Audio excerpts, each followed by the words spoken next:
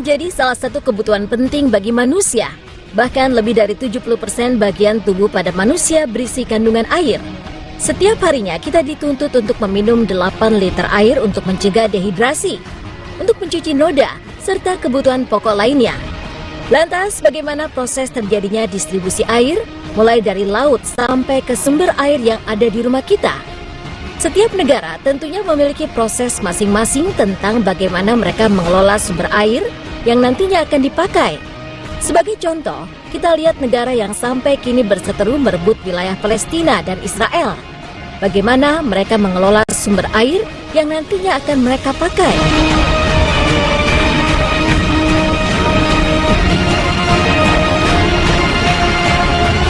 Di negara Israel, mereka sudah mampu membangun pabrik untuk memproses air atau desalinasi, bahkan menjadi pabrik terbesar di dunia.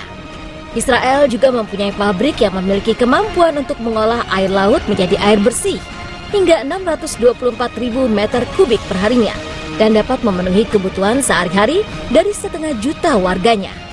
Pabrik itu mengelola airnya dengan cara memompa air laut ke reservoir yang nantinya akan masuk ke tempat yang berisikan ikan jenis tilapia.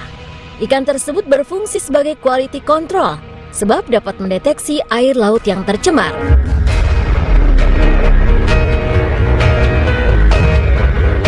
Setelah air laut aman dari pencemaran, air tersebut akan menuju ke pabrik desalinasi yang airnya akan diolah dan didistribusikan ke rumah-rumah penduduk.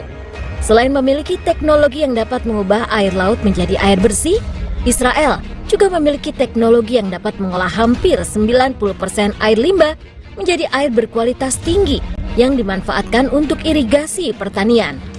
Jumlah tersebut mampu membuat Israel menjadi negara dengan persentase terbanyak dalam mengelola air. Sedangkan negara lain seperti Spanyol bahkan hanya 30% saja. Selain didistribusikan ke warganya, Israel juga menjual air hasil olahannya itu ke negara lain yang membutuhkan demi meningkatkan ekonomi mereka.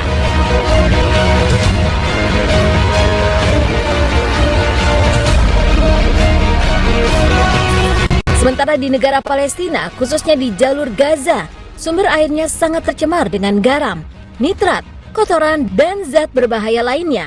Sumber air tersebut telah mencapai level berbahaya yang membuat krisis air dan berdampak pada kualitas kesehatan warganya. Berbeda dengan Israel, di negara Palestina, infrastruktur untuk mengelola sumber airnya dihancurkan habis-habisan akibat dari perang yang terus berkelanjutan. Sehingga mereka mau tidak mau harus meminta bantuan dari negara lain, termasuk Indonesia, agar setidaknya rakyatnya dapat meminum air dengan layak. Pada negara lain, proses pengelolaan air atau desalinisasi pada umumnya memiliki kesamaan.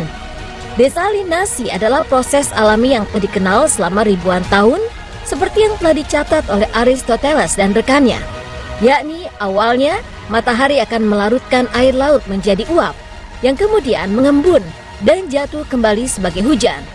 Proses desalinasi ini tentunya akan berkembang dan terus berkembang, terutama pada saat tahun 2015, di mana manusia terpaksa mencari ide bagaimana mereka mengatasi hari kekeringan atau hari nol pada saat itu. Sebenarnya, bumi kita tidak kekurangan air, sebab air merupakan komponen terbanyak di bumi. Namun yang jadi permasalahan, 97% air tersebut adalah air asin, di mana air tersebut tak layak konsumsi bagi manusia. Sebab itulah, proses pengolahan air atau desalinisasi dilakukan. Secara global, seperti yang dicatat dalam sebuah studi yang dilakukan oleh para peneliti dari Institusi Air, Lingkungan dan Kesehatan di United Nations University, pada tahun 2019, ada sekitar 16.000 pabrik desalinasi yang beroperasi dan tersebar di 177 negara. Semua pabrik tersebut menghasilkan air tawar hampir 100 juta meter kubik setiap harinya. Negara pertama yang mengadopsi proses desalinisasi secara massal adalah Australia, di mana negara tersebut memiliki pabrik di kota-kota utama yang beroperasi melalui reverse osmosis. Negara Australia dituntut untuk melakukan hal tersebut karena akibat kejadian kekeringan milenium yang terjadi antara tahun 1997 dan 2009, di mana negara Australia menjadi negara yang sangat gersang.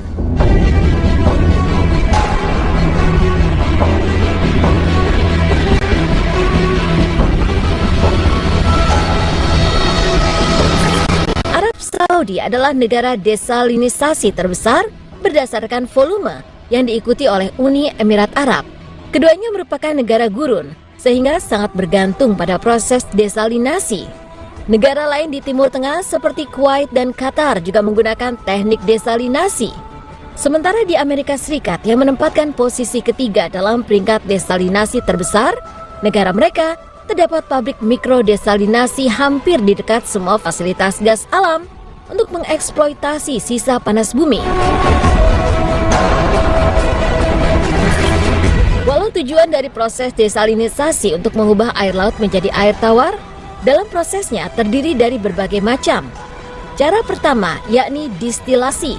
Dalam prosesnya, distilasi terdiri dari merebus air laut dalam penyulingan, kemudian mengumpulkan uap dan mengembunkannya untuk mendapatkan air tawar. Metode distilasi adalah metode yang paling jelas untuk menghilangkan garam, tetapi bukan yang paling efektif dari semua cara desalinasi karena menghabiskan banyak energi. Selanjutnya, reverse osmosis. Reverse osmosis adalah proses yang paling banyak digunakan dan mengkonsumsi lebih sedikit energi daripada yang lain. Alasannya karena penggunaannya berdasarkan membran semi-permeable yang memungkinkan air untuk lewat kecuali garam. Kekurangannya, membran tersebut terbuat dari poliamida ultra tipis yang membuat air terkontaminasi bakteri sehingga airnya harus diolah. Kemudian, ada distilasi matahari. Proses distilasi matahari terdiri dari penguapan air laut di fasilitas besar dengan atap tempat air laut dipadatkan dan dikumpulkan sebagai air tawar. Dikarenakan energi yang digunakan adalah panas matahari, sehingga proses ini membutuhkan lahan yang luas.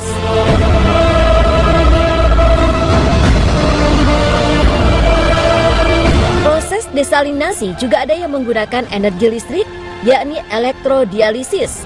Proses elektrodialisis terdiri dari memindahkan air garam melalui membran bermuatan listrik yang nantinya akan memerangkap ion garam yang terlarut dalam air, lalu memungkinkan air tawar untuk diekstraksi. Elektrodialisis juga ada variasinya, seperti konvensional dan terbalik. Kemudian ada teknik nanofiltrasi. Nanofiltrasi adalah proses yang menggunakan membran tabung nano dengan permeabilitas lebih tinggi daripada membran reverse osmosis.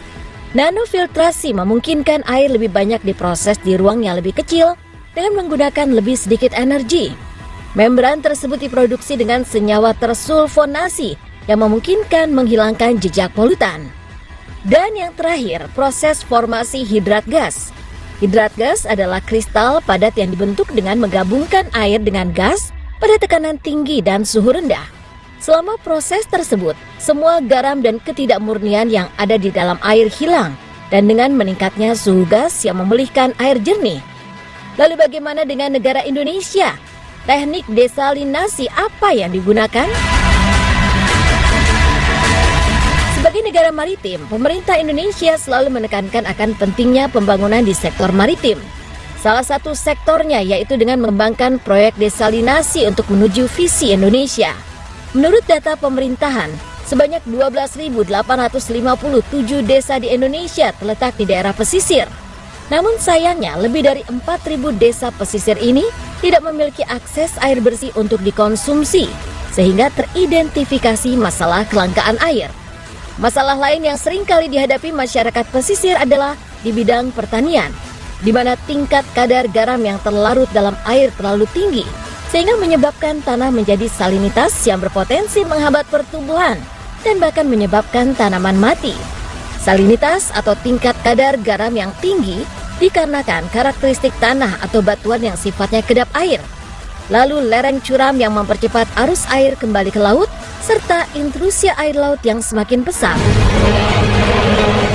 Untuk mengatasi hal tersebut, Kementerian Kelautan dan Perikanan memprioritaskan program desalinasi pada tempat yang terdampak tersebut. Salah satu proyek desalinasi bertenaga surya pertama di Indonesia dikembangkan di Pulau Papagarang, Nusa Tenggara Timur oleh Kementerian Koordinator Bidang Kemaritiman dan Investasi bersama PT Aquo Energy Indonesia untuk mengembangkan desalinasi menggunakan solar panel. Proyek ini telah dilakukan sejak tahun 2018 menggunakan alat osmosis reverse osmosis yang dikembangkan oleh PT Aquo Energy Indonesia. Pengoperasiannya hanya menggunakan tenaga surya tanpa baterai, sehingga lebih hemat biaya.